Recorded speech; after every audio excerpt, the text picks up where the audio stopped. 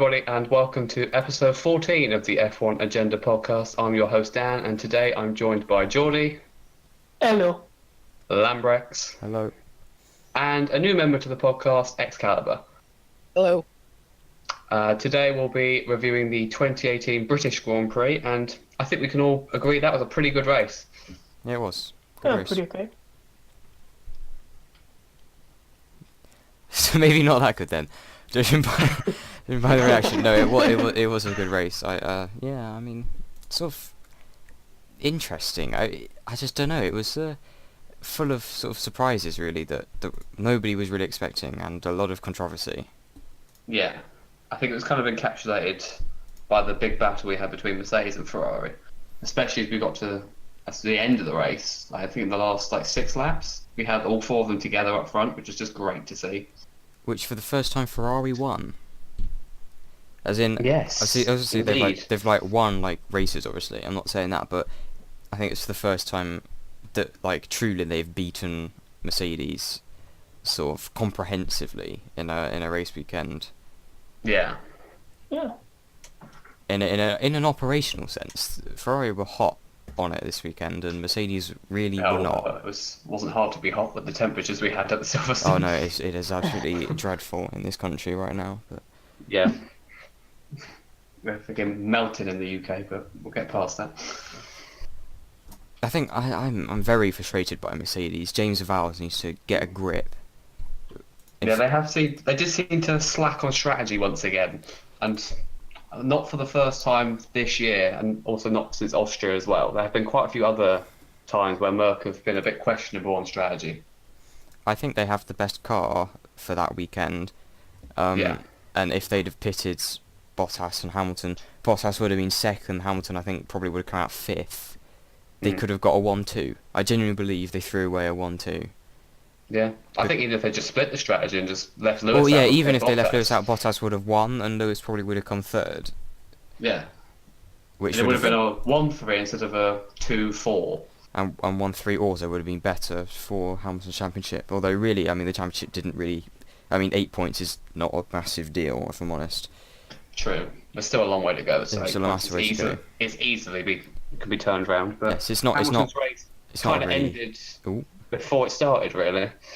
Yeah, Raikkonen again. I mean, they were talking about this. I mean, this is where the massive controversy is with Mercedes versus Ferrari. Bit of a war of words. I can, as much as I sort of don't agree with Mercedes, I can see where they're coming from. It's so I believe it probably is just coincidence, but either way, it's not deliberate, but it certainly is incompetence. Mm. People are sort of saying, there's nothing Kimi could have done. He locked up. There is something you can do. Brake earlier. Yeah. When you're going to turn 1 that you're going to be losing downforce as you brake because of the cars in front of you. So do something about it. Brake early. Position your car differently. I mean, we saw Kimi had issues with brakes last time in Austria when we went deep into turn 3 and locked up. Well, that's exactly it. And then Sebastian Vettel in France, where, I mean, that was even worse than the Kimi Raikkonen thing, if I'm honest with you, because he just broke way too late, and you can see that Bottas and Lewis broke far earlier than Seb, which is and Kimi in fact. So you've just got to brake early. It's the first lap. You can't win it on the first lap. You can lose it. Well, yeah.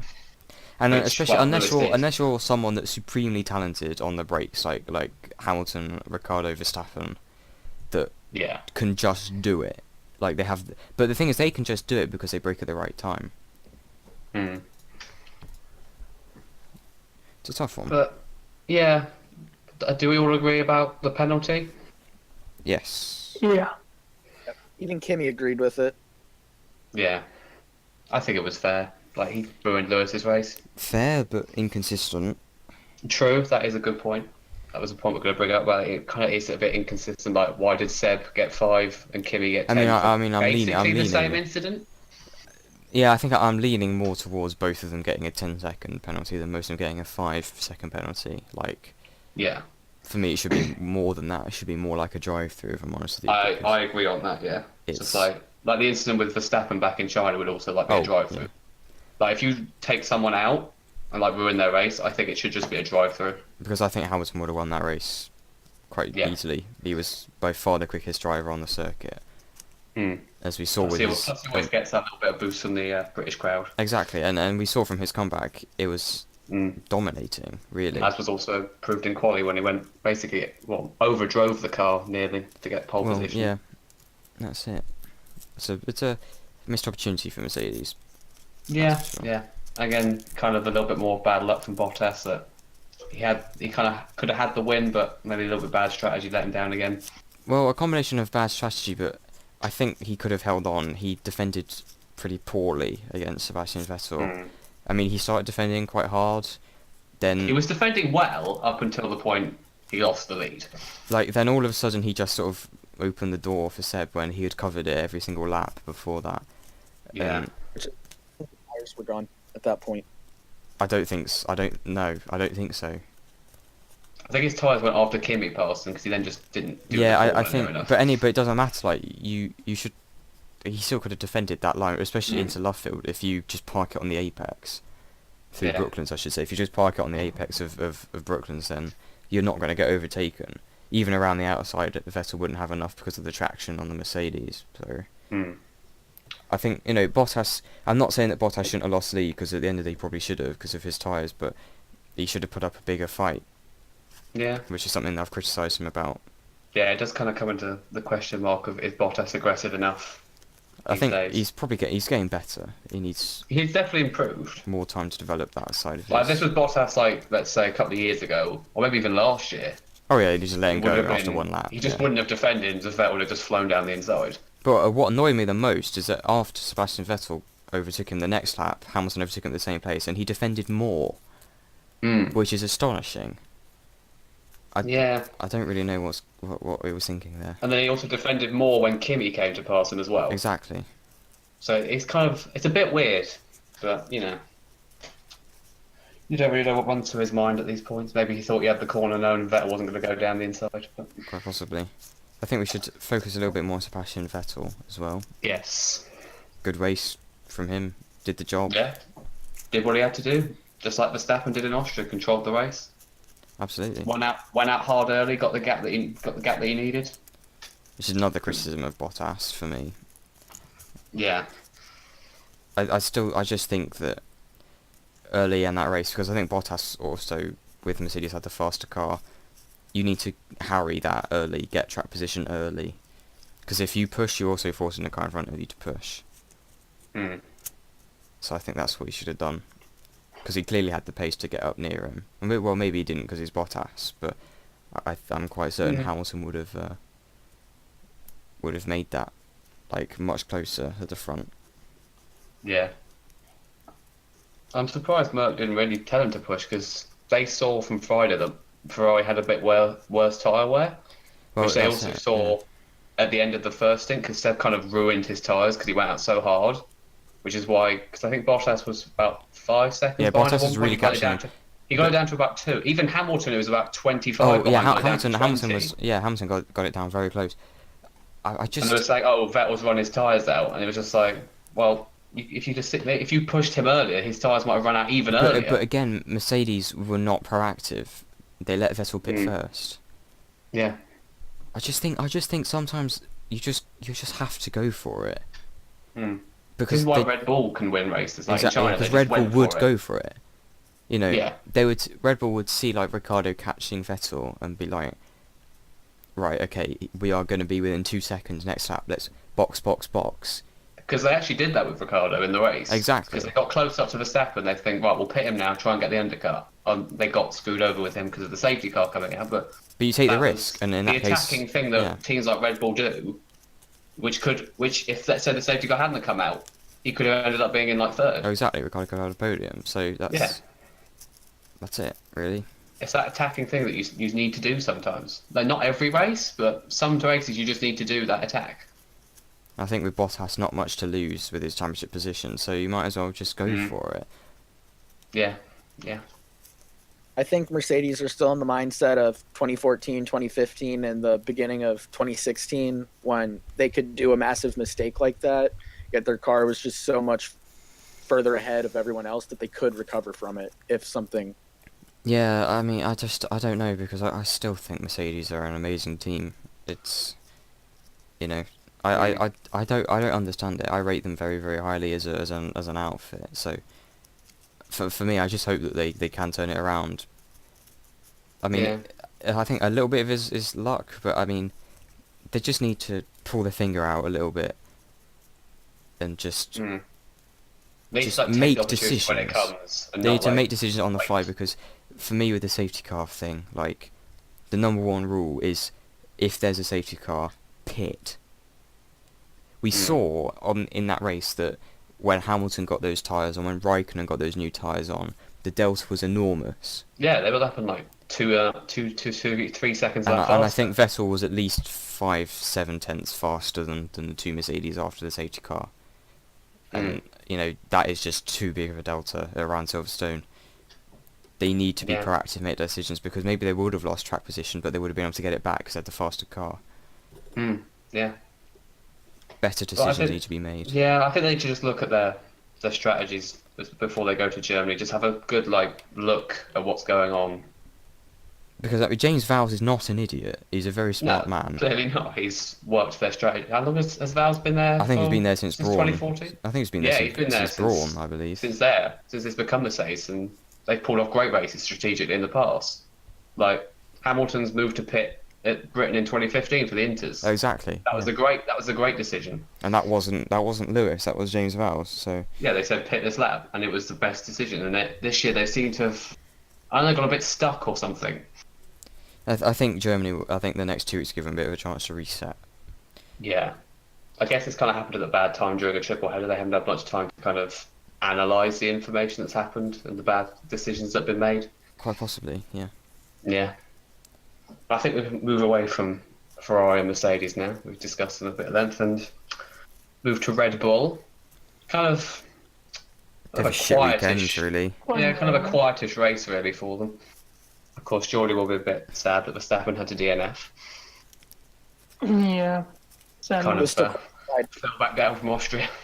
I mean, he had an amazing fight with Raikkonen. It was Yeah, he had some great battles. Between the two safety cars. They were, I mean, Kimi overtook Verstappen, then he overtook him back in, is that what it was? Cops, I believe. Yeah, Kimi overtook Max into Brooklands. Max went back around the outside at Luffield. Kimi looked down the inside at Copse, but Max held it around the outside. Yeah. Which is a great battle to watch. It was a great battle. Yeah, but sadly, retirement because of brake-by-wire issues. Also spun because of that, I think. Yeah, but yeah, it's sad. I think Red Bull knew. It came off a good run, but yeah. Yeah, I think Red Bull before this weekend knew the best. I think even Verstappen said the best in a normal race they could do was 5th and 6th. Yeah. But they were going to need a bit of luck to get anywhere higher up, and that's how it turned out. Yeah, that's the image from the final 6 laps was kind of like the image of the season. You know, Mercedes and Ferrari a bit ahead, then Red Bull, and then far behind the rest of the teams. Formula B, we could call them. Yeah, Class B. Yeah, because you could see that the difference between like Mercedes and Ferrari power units and Red Bull, because Ricciardo had those much fresher tyres than Bottas, but in a straight line, even with DRS, he just wasn't even getting closer. Yeah. Next year was how much gonna be better? Maybe. So who had the next best weekend then in your eyes? After the front 3. Well, in results it was Renault. Yeah, I'll go along with that. Because Hulkenberg got 6th, which is a great drive, from I think it was 11th on the grid. Yeah. And Sainz was doing a very good drive before when he was in his incident with Grosjean, because he'd gone from 16th to 9th in the opening laps. He did a mad start. And they were running, because they did quite a different strategy, because they started on mediums, and you'd think they'd probably move to softs, but they went over to the hards. I think that worked really well for them because they were quite bad on tyre wear, so they could push the hards more. Well, that's it. Yeah, it's sort of the balance how you like maybe conserve the softs or you push the hards, and clearly they wanted to go a Yeah. bit more aggressive. But it was I think until Science came out, they were looking for another double points finish. yeah, and Science a good is way to bounce back from Austria. Science is unlucky once again. Roman Grosjean strikes. The baguette strikes again. I mean, you know, brave from Science to go around the outside of Grosjean. I mean, I wouldn't do it personally. I'd have just waited until the hangar straight. But I mean, obviously I know it's not Grosjean's like fault in a sense that like, you know, his car like lost downforce, but you can feel a loss of downforce before it comes. Yeah. I guess there's also the argument that since Grosjean's had such a bad season that he could have just let Carlos go. Well, I just think And gone, right, I'm just going to take these points. Yeah. I just need to bag some points to get some momentum. absolutely.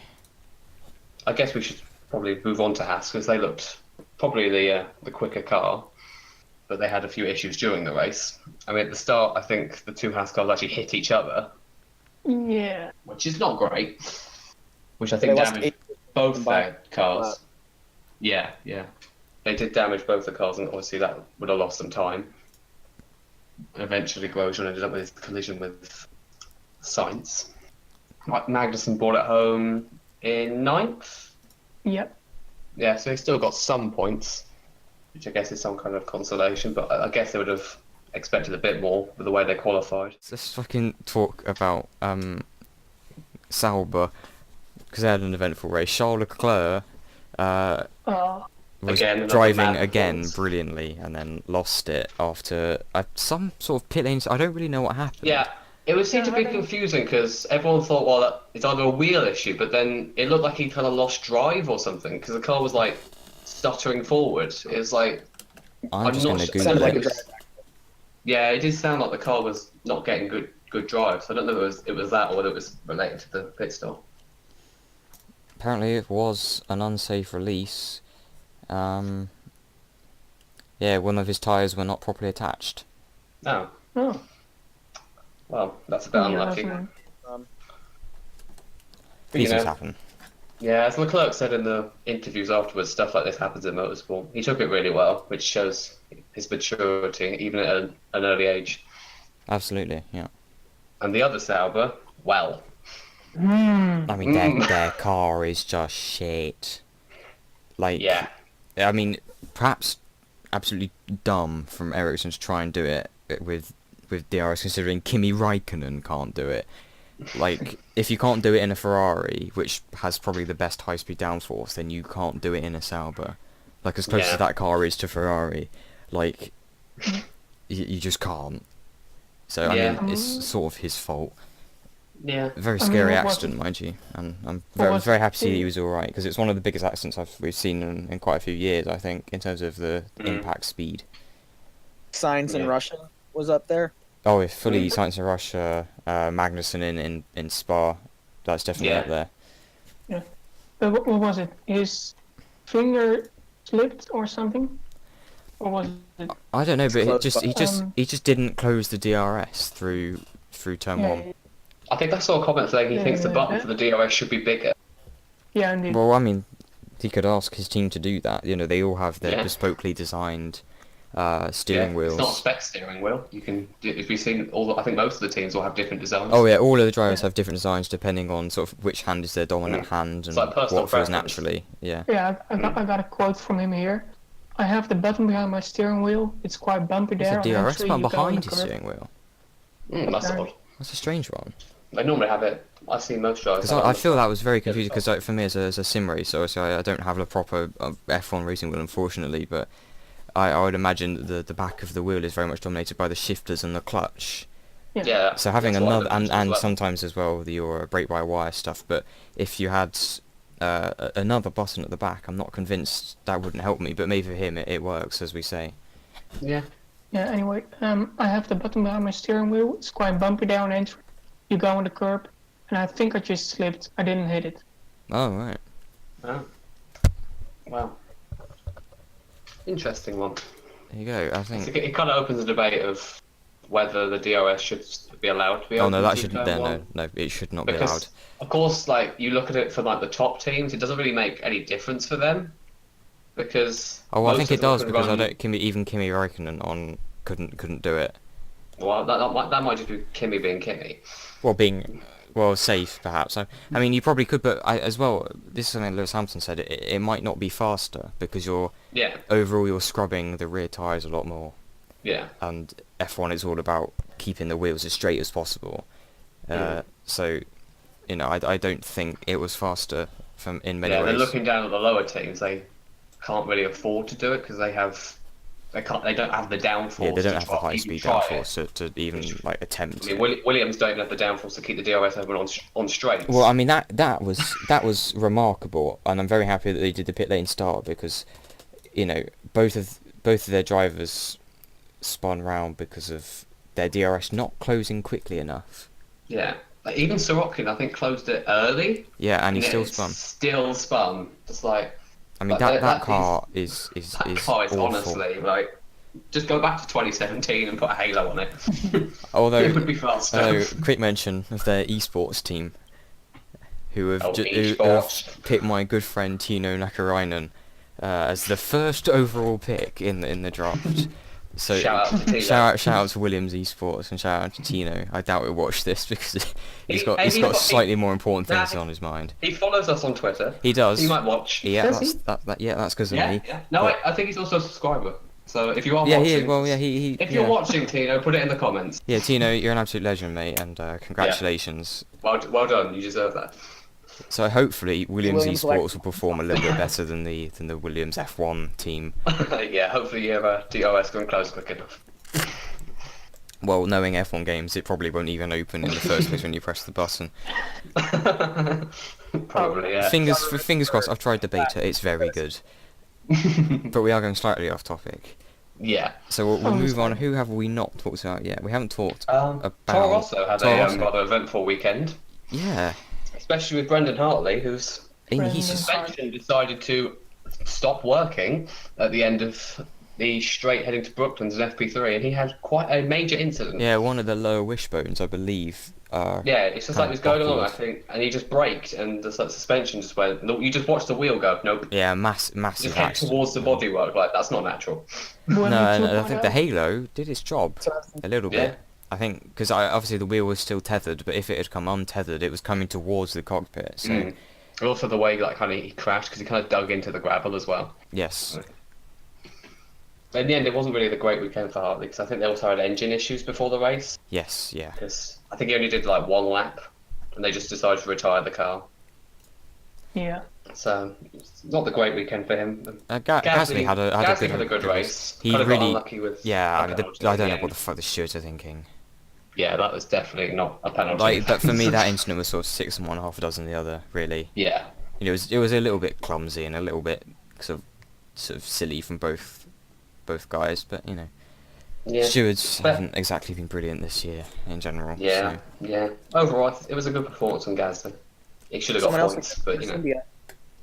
Ah, Yeah, yes, Force Force India. India as yes, well. they Good, kind of went under the radar. great performance from Esteban Ocon.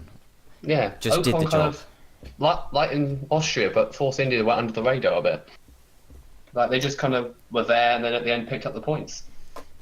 Which is I just mean, what they as solidly long need as to as do. long as a big picture here, I really think that at this point Ocon, if he keeps going as he's going, or when Lewis Hamilton hangs up his helmet, I think Ocon will go straight into Mercedes. Yeah, I've seen alongside Ocon and the Bottas. Mercedes drive soon. I'd say maybe even in 5 years, in about 5 years. I He should think be it, in it a- all depends on when Think Lewis so. goes, because it could be as soon as sort of 2020 that Lewis decides Yeah. to go. If Lewis just goes, it'd be just like the open door. Oh yeah, because I think but let's say if Lewis did a Rosberg, which is probably unlikely, but like you Yeah. never know. If he did a Rosberg, then I think Yeah, the Lewis first is kind of driver an they'd enigma look. character. He could do a Well, lot. maybe. But I think the first driver that they'd look for is Ocon. You'd have said. Yeah, Definitely. yeah. So I think he's now he's kind of solidly outperforming Perez. Yeah, he is. Which He's is kind of because he's spent 2017 getting used to F1, and even then he could kind of beat Perez on the occasion, and then this year he's really stepped up and got used to the car, and he's beating Perez. I think he's got like a 7-2 record against him or something. Yeah, well, yeah. Right. One I of mean, the retired.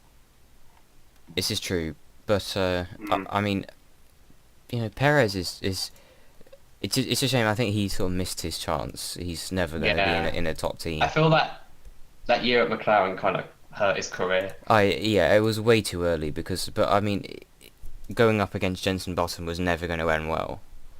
Yeah, You know. especially in what that McLaren car was. Well, and Wasn't very as well, just Careers as of late. because I think what he did, it was very silly because he went into that team not as quick as Jenson Button, and then also trying to unsettle Jenson a little bit, and you Yeah. can't unsettle Jenson Button. Like, Yeah, Lewis tried and he didn't do it either. Oh, exactly. Jenson, is the only teammate of Lewis Hamilton to beat him over his kind of his stint as a teammate in terms of points, and you just can't beat Jenson Button in terms of a teammate rivalry. He's just too strong emotionally. Doesn't let it get to him, and I think Yeah. Perez back then was pretty young and pretty naive. Now a far better guy and a far better driver, but it's just too late for him now, and Ocon will go forward while Perez will probably stay at Force India until he retires. Yeah, I think the boat kind of sailed for Perez. Like, I know there's been talk over a couple of years ago with Ferrari, but that boat sailed as well. Oh, for sure. Yeah, but I That- mean, given the choice between Charles Leclerc and Sergio Perez, I know who I'm picking. But now Yeah. I just remember Yeah. there's been some rumors about Paris going to Haas next year, perhaps, because they're not entirely sure what's going to happen to Force India. I mean, Mm. I can see it, but I feel like Haas want a Ferrari Junior if they were going to replace. But I don't think Yeah. I don't think they'll change their driver lineup, because I think Grosjean has shown a lot of loyalty to Haas, and I think Haas wants to repay that favour, Yeah. because Grosjean joined them like right when they were really down, sort of nowhere, and trusted them, and now they're back up. I think they want to repay that trust. Mm. I guess someone like Williams could use a Perez. Well, yeah, but unfortunately Williams also could use money. And True. whilst He does Perez, bring Telmex. well, Perez comes with Got a good money, but sponsor. not as much as Sirotkin or Stroll. Like, True. and despite with the fact that they've lost Martini next year, like Yeah. they need that money hugely. Yeah. It's The last team we haven't talked about is another team that is in a similar position to Williams, and that's McLaren.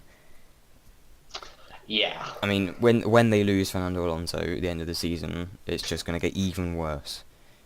Because I think Zach Brown quoted before the weekend that they could be anywhere between 2 and 10 years before. I mean, McLaren 2 will be and winning 10 races. years, like 2028.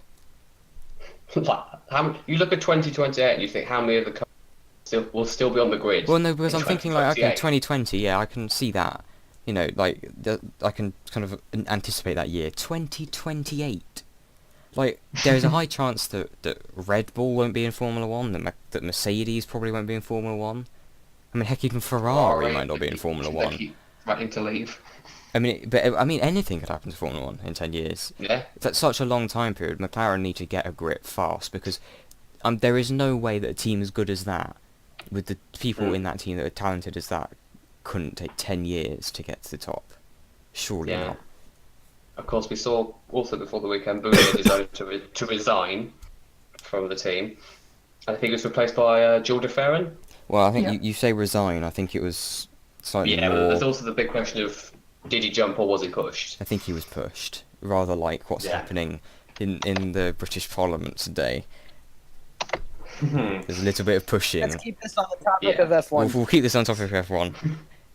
But it's not. It's Yeah. interesting though. I'm not obviously won't talk about politics because that's not our place. But it is interesting to see the comparison, sort of between the politics in Formula One and the sort of actual politics. It's a great comparison, I think, because there's a little bit of backstabbing, a little bit of sort of kind of pushing and spiking going on with teams that are in disarray, like McLaren and Williams. You know, there's a lot of sort of silly things being said and actions that have been taken that are quite rash.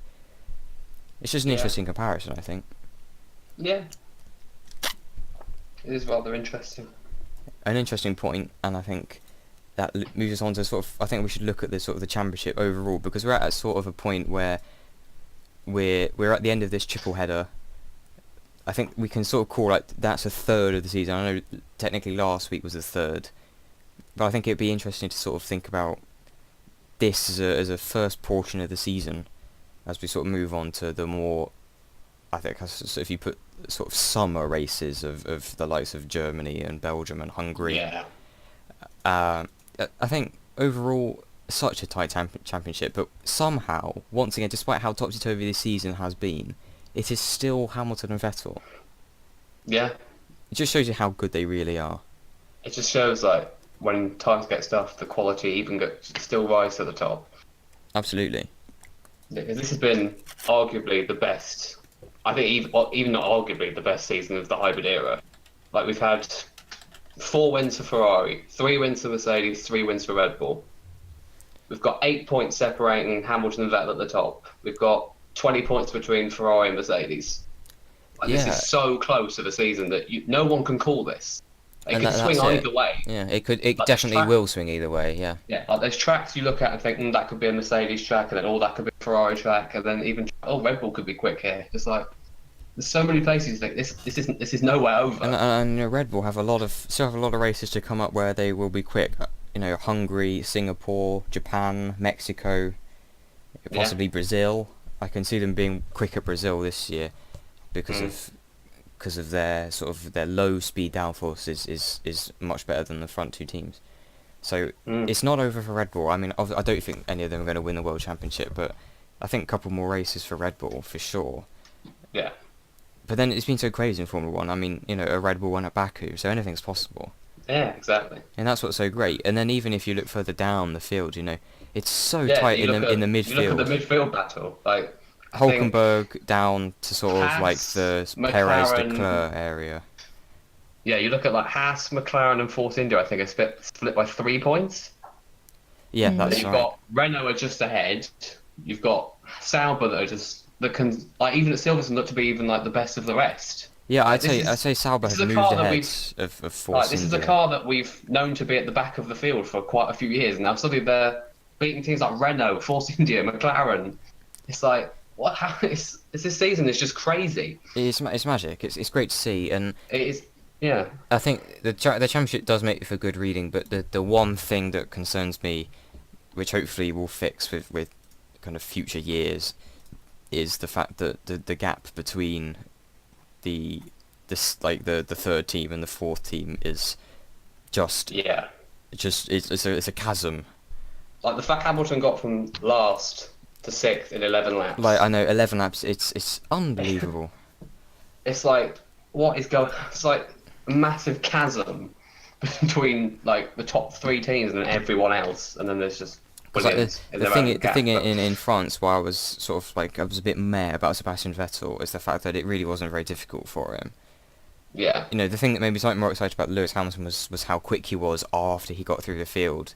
The fact that he actually got straight back involved with the front 6, which Vettel didn't really do. He wasn't quite as quick. Like got to the field, got to like the 5th, and then went Yeah, probably. I think he had damage, to be fair to him, obviously after that rather larger impact than Hamilton had. But yeah, it's a shame. But like this, it's nothing. It's not a product of Formula 1. It's just a product of just how good Mercedes, Ferrari, and Red Bull are at being a team. Maybe some of the regulation changes coming up can shake it up a little bit. Quite possibly, I don't know, but again, more regulation changes tend to split the field up even more. True. Yeah. It's not a massive change though, so we'll see what happens. Yeah. So I think moving on towards our driver of the day, I think. Yeah, I think we can do driver of the day. I think we've gone through most of the race, so Daniel, I'll hand over to you. I would just want to bring up one quite entertaining moment from the race before we move on to driver of the day. At the race start, because when the Williams ended up into a backwards Perez. Oh, hi there. you're coming out of the pits and you just see a Force India backwards in front of you. Hi, I'm Sergio Perez. You're probably wondering how I ended up in this situation. Because it's probably like quite funny because Silverstone has that quite weird pit exit because it comes up over the crest, so you don't really know. So you just like he'd look probably like getting ready, like right, I'm going into the race. He just comes up and then. I mean, I imagine there were many poos for Lance Stroll. Many poos came out. Could you just imagine if he'd been looking down at his steering wheel and then just felt something? He must have shat himself. Well, I hit something in the pit lane. Like that. I mean, just terrifying for Perez as well. Must have been terrifying. Yeah, Perez was like, please see me, please brake. But anyway, that's the crazy thing about Formula a moment 1. I found quite funny.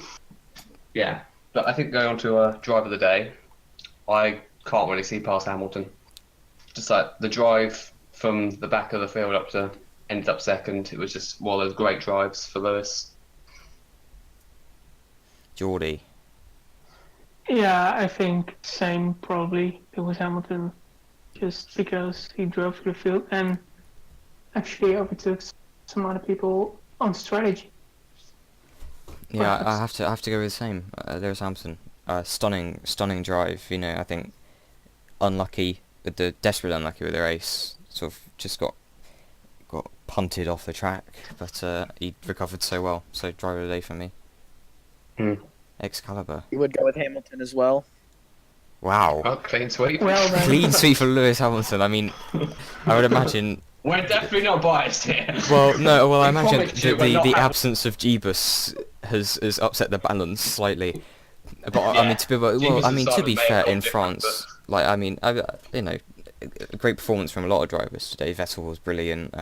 Leclerc, Yeah. Hulkenberg. Yeah, a lot of drivers got Ocon. kind of unlucky and probably would have been up there for driver of the day. Yeah, if he Well, had finished, I would have picked Leclerc. And finally, what seems like the impossible task of Formula One at the moment, predictions, which I have got horrendously wrong for the last. Before we do predictions, should we do our race ratings first? We should do our race ratings first. Perhaps. Actually, yeah, let's bookend Silverstone Yes. firstly. Yeah, so let's end Silverstone before we look ahead to Hockenheim. Would you like me to start, Lambrex? Well, it's up to you, mate. Well, you know, you normally try and take control around. Okay, well, in that case, we'll Would you like start to do it in with alphabetical order? we'll start with Excalibur. Oh, cheeky. I'd probably give it a 10. There was kind of a lull in the middle, but it was entertaining at the opening, extremely entertaining at the end. It was just kind of that dead spot, like that or so laps in the middle of the race where nothing happened. Geordie. Probably 7.5. I mean, yeah, safety car spiced things up a bit. Yeah, Daniel. I'd probably go 8.5. I think it was quite an entertaining race. The start was quite hectic. Watching Lewis cut through the field at the start was also quite entertaining, and then the safety cars at the end really spiced it up. So yeah, pretty good race. Yeah, I'd go along. I'd say 8 out of 10. Like once again for the third race in a row, just good. Just what Yeah. you expect from Formula One. You It's know. like we bounced back when we had those 3 bad races and then really 3 pretty good races. Yeah, it was just exciting. Like Yeah. just sort of just what you want. Good action, good drama, controversy, a little bit of strategy. It's good. Tell you what, you take F1 cars to good racetracks and you get good races. There you go. Although Canada, I think. Australia. Well, I think Canada was slightly sort of unlucky. I think Canada was more like teams being a bit too stubborn on strategy, Yes, and I think Canada, the problem with tyres really with Canada. as well as Monaco. But that's also Monaco being Monaco, and you could barely overtake even if you had smaller cars. Quite right. Well, as I'm so excited for these predictions, I went a little bit. I sort of jumped the gun ever so slightly. We'll go on to predictions. We'll start with Should Daniel we this talk time. about Lewis? Oh, Excalibur. He's got an extra point to raise here. I was wondering if just thoughts about Lewis's little temper tantrum at the end, storming off. Oh, No. that kind of annoys me about everyone going on him about like this race is the race Lewis wants to win every season. Exactly. Yeah. Like you saw the emotion after qualifying. He was crying after qualifying because he put so much into that, and the race he had just gone through, like he wanted to win for those fans. Like, I mean, here's the thing, and I'm going to say this quite harshly. Look, I'm sorry, but everybody that's sort of like shit talking Lewis Hamilton about like tantrums or whatever, you're not an F1 driver, you're not a 4 times world champion, and you don't understand the pressure and the emotion that a Formula 1 driver goes if to. that was your home race, like that is and you had literally that kind of exactly race, that would is you want to talk literally to like people? no, that is you literally wouldn't.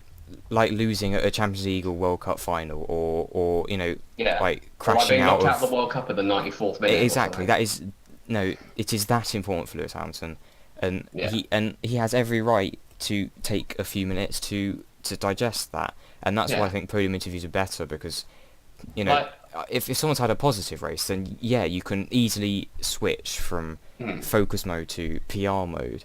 But for someone that's had a negative race, you can have you should need a couple, like 5-10 minutes to kind of get your breath, get your emotions in check.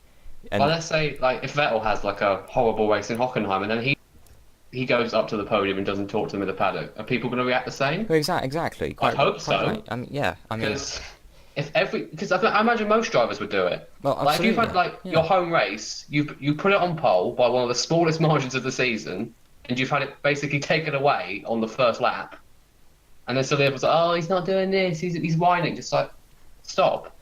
And he said a dumb thing on the podium about Kimi, but I mean, like he apologised for that. In the moment, people make mistakes. You say bad things. It's like when in the moment when you have time to think, you suddenly realise, that was a bad thing. I shouldn't have said that, and he apologised. Silverstone, should we do Trident? We can have a quick mention of Trident. I'm not. I must say I can't watch F2 because it's on Sky Sports, unfortunately, so I don't really know what's going on. But it's kind of apt that we have an American on the podcast this episode to talk about. From looking from a quite outsider perspective, before we sort of let Excalibur get the details. Yeah. I think for me it really doesn't reflect good at all on Formula 2. It's been quite a controversial season with a lot of problems and. Yeah, Formula 2 has had enough issues this season anyway. And I must say, Ferrucci, complete and utter twat.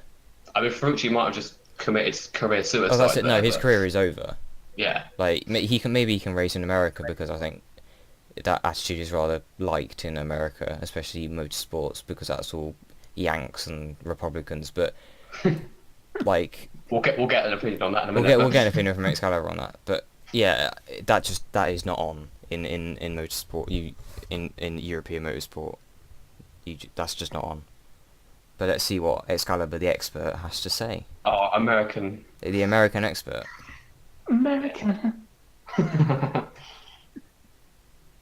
With the Ferrucci thing, like that's his only chance is going to be if Daddy buys him a NASCAR team, and that's his only thing. Car doesn't want him because with NASCAR, those things are built to take impacts when you can intentionally wreck someone on the final lap of a race and not be punished for it. Care about a racing ethic, to say the least. But I feel there's a bit less of a sportsmanship ethic than NASCAR than there is in Europe. Oh, fully, yeah. Yeah. Which is because a lot of Europeans, like after they're kind of done with alongside their touring car, they do IndyCar, like the racing ethics there. And just when you're driving open wheel cars that go as fast as they do, if crap like that in a race when you're going 200 miles an hour, you're going to kill someone, and they're going to like that. Yeah, I think that's kind of frowned upon, Yeah, I think just it is. For me, like if you do like the Dan Tickton thing, for example, I genuinely believe that was a freak moment from him. I don't think that's him as a person, but if you use your car as a weapon, which is what he did, because yes, they're not going 200 miles an hour, but on a cooldown like that, it's still like 60, 70 miles an hour, which is you could still be injured from an accident, which is still very fast. So that is not on, and I hope that the FIA put a far stricter punishment, because I think that 2 events, that is laughable. Like that should be at least doing it again. Like that should be at least like a season ban, like at least a season ban until the end of the season. Yeah, like we saw with Grosjean back in Belgium 2012. Well, because I mean that's a race ban, and that's fair enough, because that's a sporting incident. Like he made a mistake, Like he didn't hit Hamilton on purpose. Like that's kind of a race ban. What Ferrucci did, that's more than one or two race Oh, bans. just like Maldonado on Hamilton, when Maldonado for me should have been banned for the rest of the season. Hmm. It's so Who tried to dangerous. kill his career this weekend?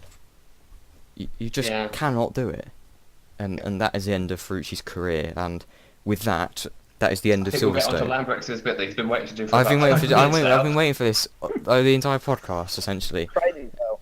Two more things with Trident that came out after the race. Oh, you're making me wait.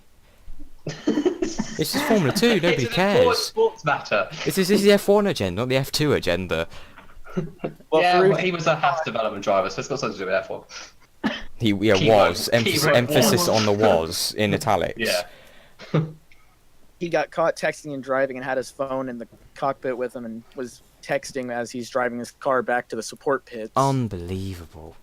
Oh God. Get out. Get out. Like, I'm sorry, but like if that happened to if that happened in Formula 1, out. He'd be sacked. That's No, how I it haven't- works. Loud. Like, it happened to like.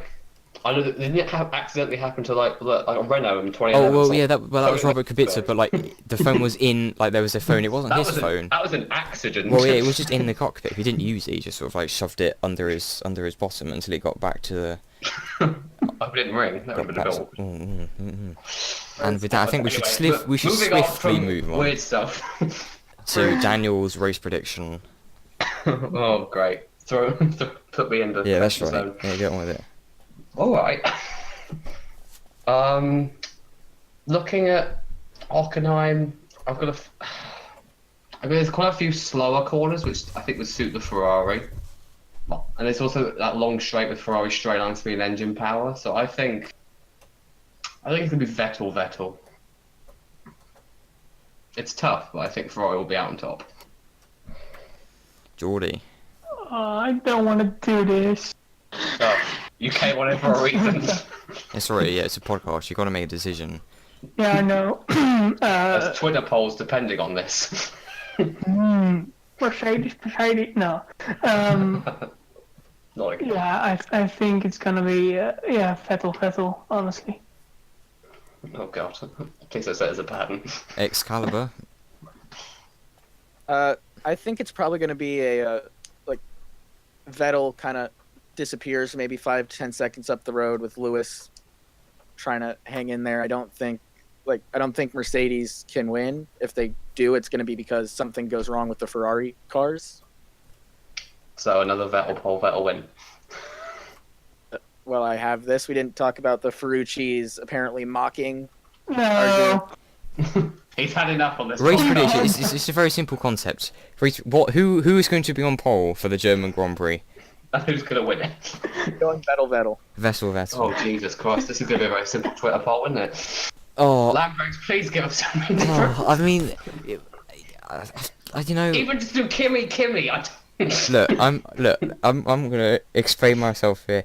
I am unbiased in this podcast to the fact that they give every driver sort of a fair I'm go. not saying this drivers are gonna begin with a H. And I must say that like in terms of like podcasts and my opinions on Formula 1, I have no problem with Sebastian Vettel, but I fucking hate Sebastian Vettel.